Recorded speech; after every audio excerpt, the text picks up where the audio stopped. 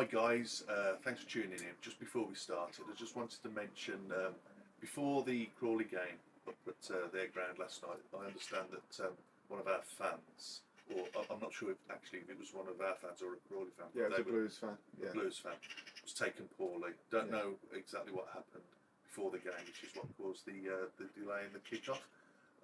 Just wanted to wish them all the best.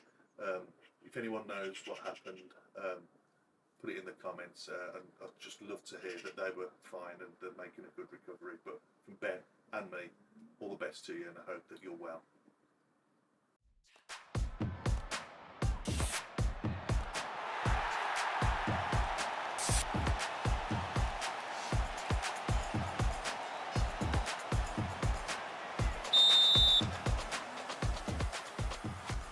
Hello Blue Noses, and welcome back to BlueTube on YouTube with Ben, my son, and me, Neil.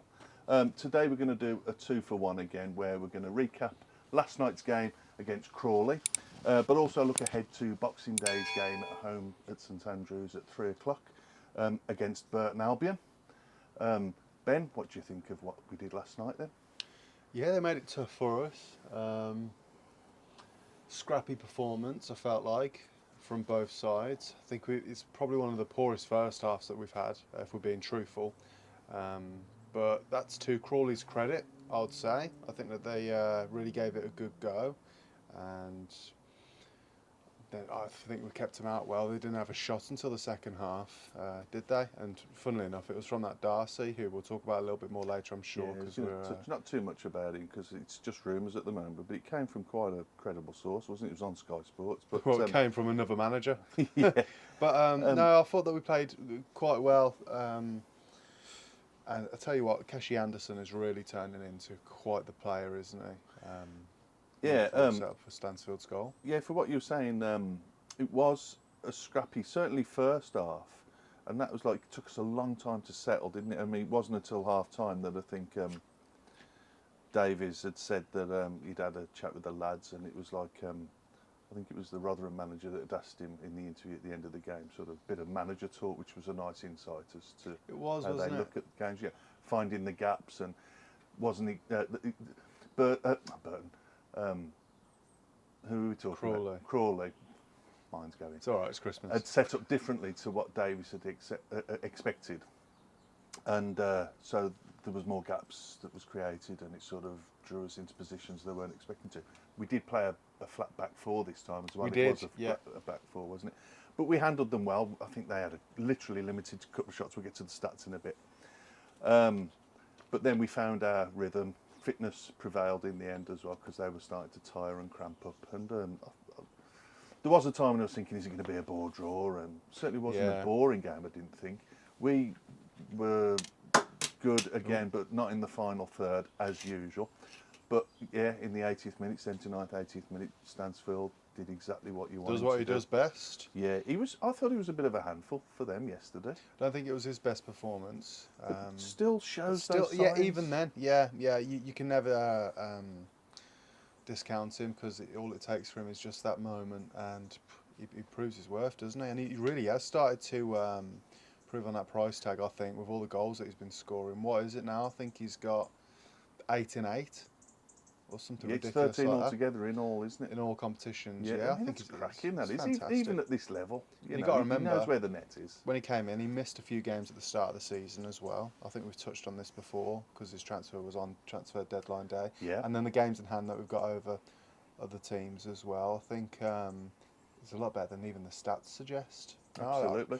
And going on about, like it was scrappy at times, but I'm going to try and concentrate more on the positives as we do on here, don't we? And I want to mention our man of the match, or Sky's man of the match, Keshi Anderson, as you already just did. He was brilliant last night. He was that spark. And I said to you early on, I said, he'll be the key for us winning this game. And that lovely ball in for him to... He'd already found the space. It's so clear. That drop, didn't he? And it's so clear that they're working on his delivery, and it's clearly a hot point for him, because as his spurt at Birmingham has gone on, it's just got better and better and better. I think that he's turned into quite the force now. I think his confidence is starting to increase, and he's starting to really find his own and find his form. Yeah, he's becoming a real decent player. I know that me and you have been critical of him at certain points in the season, especially when we first started out. It wasn't. There's something missing. Like there was, I think we always said that there was just that little bit, that 10%. Yeah, that was missing from his game. But he's certainly finding that now. Yeah, it was good value. I thought he was brilliant. Definitely deserved man of the match yesterday. So what I'm going to do now then is I'm going to go through some of the players. Not necessarily. We'll probably end up going through all of them. I thought Allsop was steady when it was. He didn't really have to make a save, but I thought he commanded his 6-yard box really well. Came out for some crosses. Yeah. Solid, wasn't he? Yeah. Then the back line, like I say, it was a flat back four. I thought Buchanan started a little cagey. He didn't really want to venture forward, but then came out of his skin a little bit. Yeah. I think he's got some shell, I don't know if it's going to be confidence issues, but it certainly does seem to be something of that, because he seemed reluctant to get forward. And when Laird came, I think in the second half you saw a little bit more from Buchanan. Still not exactly as much as we probably would have liked. When Laird came on, I mean, you're going to see this anyway, irregardless of how confident Buchanan's feeling, because Laird's just that sort of player to run at the opposition. But he my God, them there's to a stark death, difference. Yeah, frightened them to death. And that one ball, I know we're jumping ahead a bit. That one ball where Lyndon Dykes was shame there. I mean, I couldn't have been expecting it, but as a forward, you need to be expecting. He needs to be doing better. Needs to be sharper, doesn't he? Yeah. He's not getting the minutes, to be fair. So I'm not, I'm going to try I and will look be on the critical of positive that. side. That was I understand poor. that. It was poor. He should have scored then. But here's another one. Going back to the back line, I wanted to give the plaudits to Ben Davies. I thought he had a great game. I think he might be our best centre half. I think he might be our best centre half. I would second that. I mean, they're all for Clara. Clara seems to. Clicking together so well, aren't they? We are just, zipping through them here. Clara was clearly getting quite frustrated. I thought they gave Bielik and Clara quite a bit of work to do, irrespective of the shots that they had on goal. I think they did quite well to deal with it. He's got that yellow card now, so he'll be missing against Burton. So I can only assume that we'll go back to having Laird on one side or Taylor Gardner here. The good thing is we've got options, haven't we? I mean, he's a massive player to miss, but for how Ben Davies shone yesterday, I'm not too concerned. No. But we'll go more into the next game in a bit. Bielik, his normal self, steady Eddie, some cracking balls from the back, some nice little runs out, solid again. I still feel Bielik is actually a player who's got, I think, the most accurate amount of passes in the whole squad. Which is quite an interesting fact. And in fact, our two players who have the most amount of passes are shared by Bielik and Clara. That's another little fact for you. But grown into the game for him, and Tomoki Iwata and Paik actually. And I feel like a lot of this will come down to the pitch. It's carrying a lot of water. It's that typical League One standard. That drizzly night. Yeah, it's going to affect our game, and you can see cold. It took some time for us to grow into it, and I feel like that was the case with Bielik, with the whole squad really. We spoke about the first half not being very good, but he grew into the game well, and he did his job, didn't he? Also, all the defensive back line, we restricted Crawley, they barely had to go at goal. So really, when you're looking at it like that, we've got, I think sometimes now that we expect to be at the top and to be beating these teams, we can really miss these key things. I think, and actually appreciate it for what the team are doing, because really we played well. Yeah, we got the result, and I think that's just it's the most important thing, isn't it? Obviously. Yeah, you're right. And then just to finish off on the squad last night, then thought that Willemsen and May were a little bit quiet. Not terrible, just like. I think they were stunted in what they could do, really. Sort of kept under wraps, weren't they, a little bit. Stansfield was tricky all game, I thought. He got some tricky shots off. Yeah. Some difficult shots when he was closed down, but he still tested their keeper on a couple of occasions, which was nice to see. Getting that shot off where he hit the ball into the ground at the keeper, I thought he did really well there to get the shot off. I agree with you about Willemsen, probably one of his poorer performances. In the Blues kit. Not dreadful. No. I mean, but by our standards. By Willemsen's standards, saying one of his poorest performances doesn't really say too much, because he's been excellent for us, hasn't he? But nothing to panic about. And once again, you can say that we've been bad or players have had poor performances. You've got to give that really to Crawley's credit, haven't you? Yeah, absolutely. So on that then, on last night, let's just finish up with some stats, which I'm sure people have seen, but we can go through them. Crawley with 38%, Blues with 62%. We had 12 total shots to their 5, which their 5 was towards the latter end of the game, because at one time they hadn't had a shot on goal towards the end. Right towards the end, yeah. 4 of ours were on target. Passing percentage, nigh on 80% for Blues, 64, 65 for Crawley. We had 6 corners to their 3. And just looking at the shots and that, with shots on target and that, they had 3 saves which were on target. We had Allsop was kept fairly quiet with none. But the interesting stats now is that the top over Christmas, and you pointed out earlier on that in the last 2 seasons, I think you read this on Birmingham Live, Yeah, from Alex Dickin this was. in League One, whoever's finished top At Christmas. goes up as champions. Yeah, Whoever yeah. finishes top at last- Christmas goes up as champions. Yeah, like I say, over the So, last 2 years. So third let's time make lucky. that a hat trick. Yeah, absolutely, yeah. And also another interesting fact that you guided me towards, Ben, because you're getting good at these little factoids now. We've now won 7 games in a row, and the last time we did that was in 1991. So building up some more nice, interesting stats. Is that included with all competitions then? 'Cause I don't know. To be I'm honest with you, sure it just that sounds good, and I'm running with it. Yeah. Right, okay. Fair enough. So, shall we move on to what's coming up? Literally the day after tomorrow. Yeah, filming this on What Christmas is it Eve. tomorrow now? Christmas Day, isn't it? We're looking forward to the game. I know, yeah. So we'll be down there as usual. I love the Christmas games. I Yeah, know was it's gonna hard say, work Boxing for the Day team, but football, it doesn't get much better than that, does it? And Exactly. I think it couldn't have been a better fixture for me. Sorry, just to go back a small step I've made on my notes here. This Ooh. Ronan Darcy's that player that was mentioned by the well done. Rotherham manager Steve. What's his name? Evans. Steve Evans. Yes, on Sky Sports. Totally out of the blue from me. I'd not heard a thing about this. Yeah. And he obviously came on. He'd been left out of their starting lineup, but he was on the bench yesterday. Came on, had a half decent game. He came close with that shot that Whistled past the post, like yeah. the one that he passed. He was trying to pass into the net. corner of It's a that, nice shot actually, but if he had come to Blues after, they would.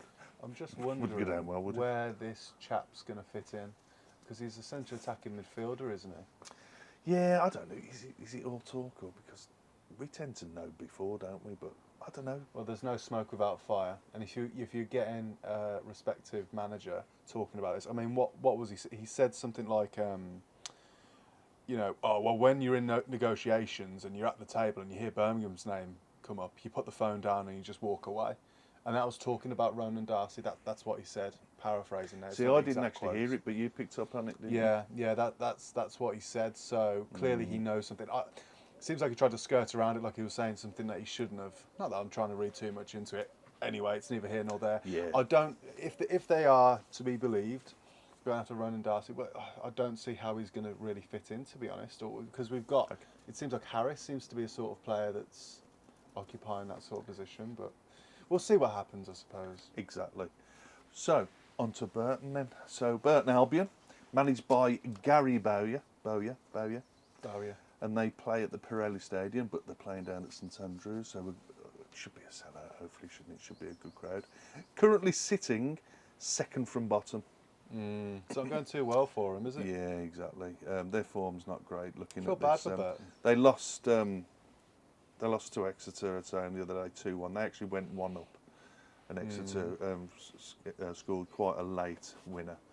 The last win was against Peterborough on the 4th of December, so a little while ago as well. I don't like the stats because, like, my thoughts are all about balances and things coming round. But let's skip past that one quite quickly. We've played them 8 times according to the BBC stats. They've won Only 8 times. 8 times. Wow, yeah, that's surprising. according to Okay. BBC stats. I haven't gone over the top in looking too heavy one because it's Christmas. I've got loads to do, but I wanted to just get this out as well. They've won 5 of them. We've won 2 and we've drawn 1. Make of that what you will. Really? That's in all. So what's your competitions. balance in saying there then? It's saying that we're going to thrash them 16-0. It's about right, yeah. The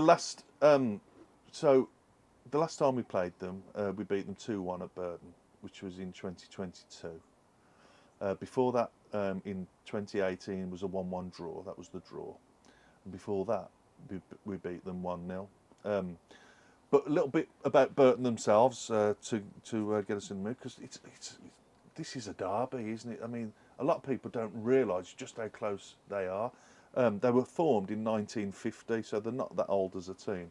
And they were originally part of the Birmingham and District Football League.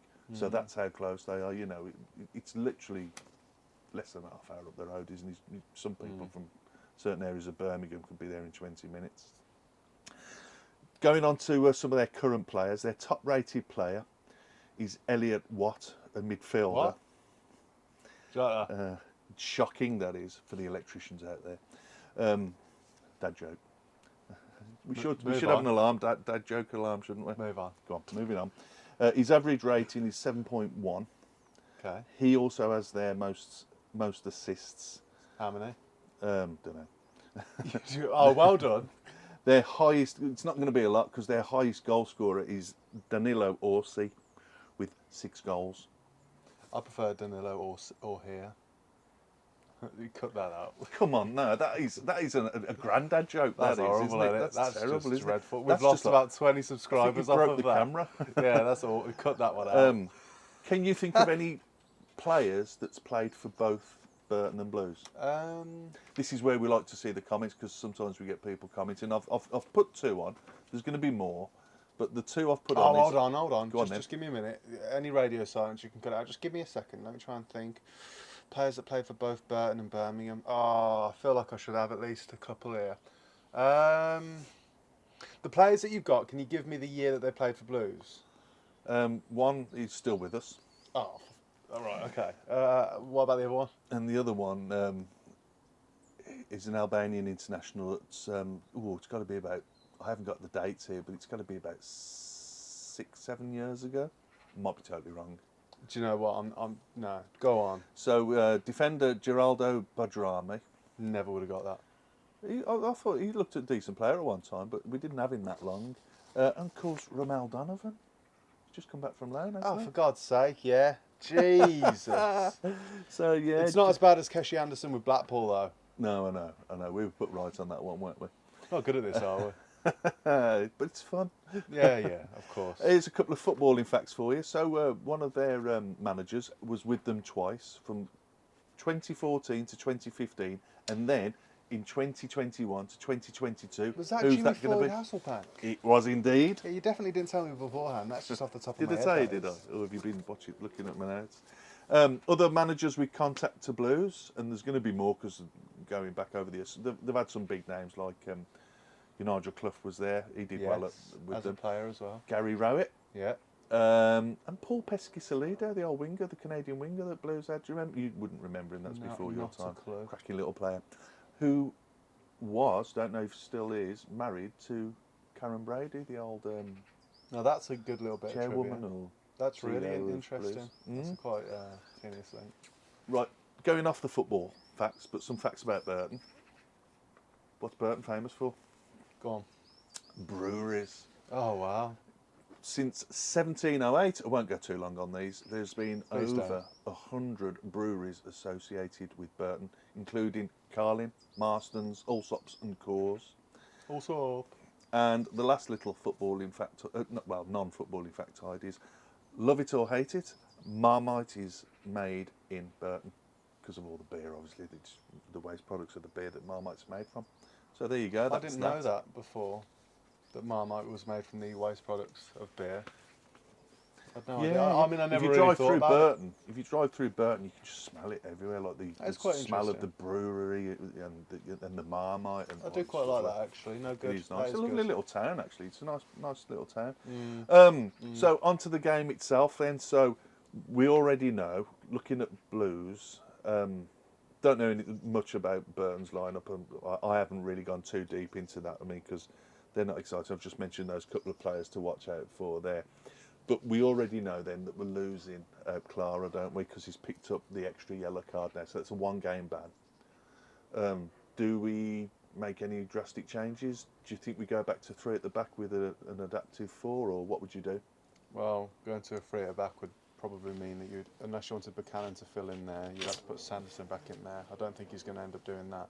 I think he'll probably go to a 4, and he'll just bring Bielik back in to centre-half position, because he's been playing out on that right-hand side, hasn't he? And like I was saying earlier, he'll probably bring in either a Taylor Gardner-Hickman or a Laird on that right-hand side, nothing really too much to worry about there. I don't think, Blues fans. I think we'll be fine.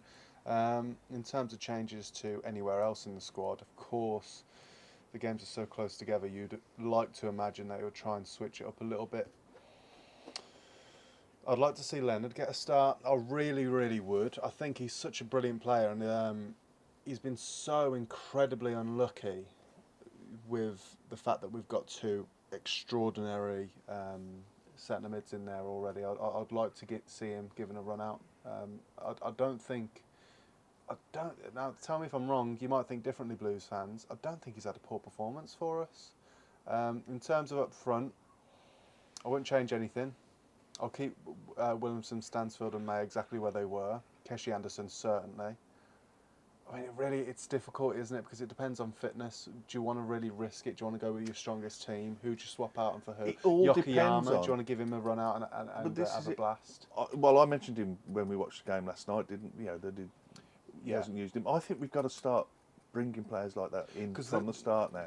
The longer that you leave them out, and you let them fester on the sidelines, on the bench, the worse inevitably they'll probably become. They're not gelling with the team. They're not getting that game experience.